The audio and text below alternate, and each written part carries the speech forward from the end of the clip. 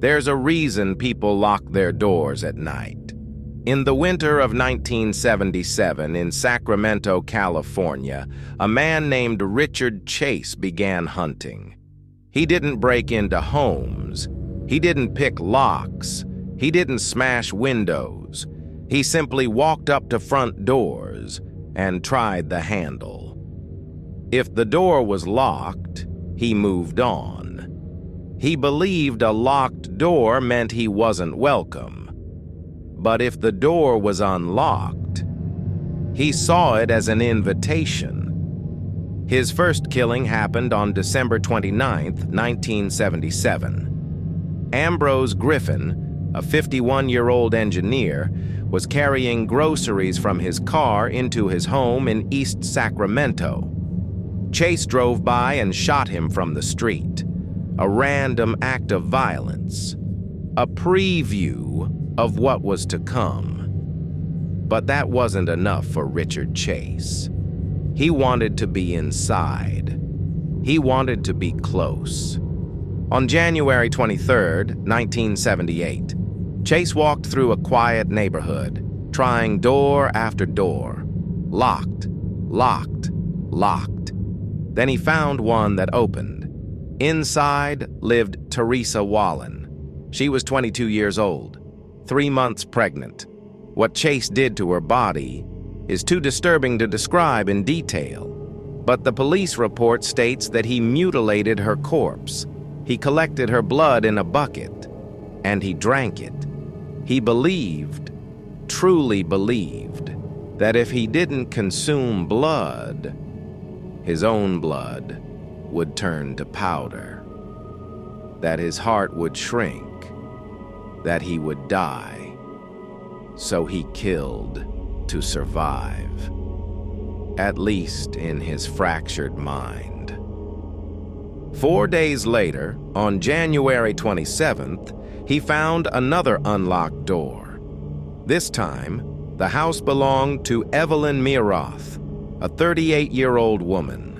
Inside with her were her 6-year-old son, Jason, her 52-year-old friend, Daniel Meredith, and her 22-month-old nephew, David.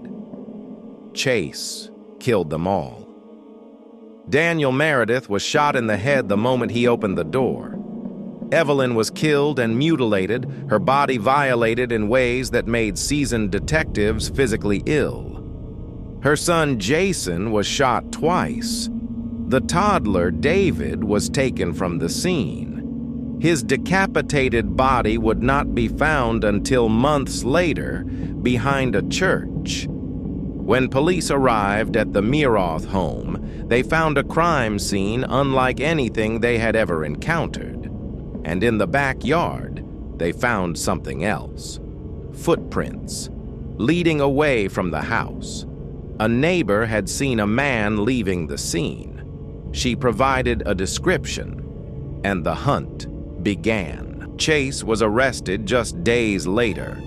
Inside his apartment, police found walls smeared with blood, plates with human remains in the refrigerator, blenders containing blood and internal organs. He had been drinking his victims. During his trial, Chase showed no remorse. When asked why he chose certain houses, he gave an answer that would become infamous. If the door is locked, that means you're not welcome. Richard Chase was found guilty of 6 counts of first-degree murder. He was sentenced to death, but he never made it to the gas chamber. On December 26, 1980, guards found Chase dead in his cell. He had been stockpiling his antidepressant medication. He swallowed them all at once. He died on his own terms. His victims were not given that choice.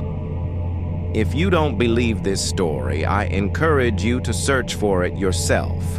Google Richard Chase Sacramento Vampire, and you'll find police reports, court documents, and countless articles about one of the most disturbing serial killers in American history.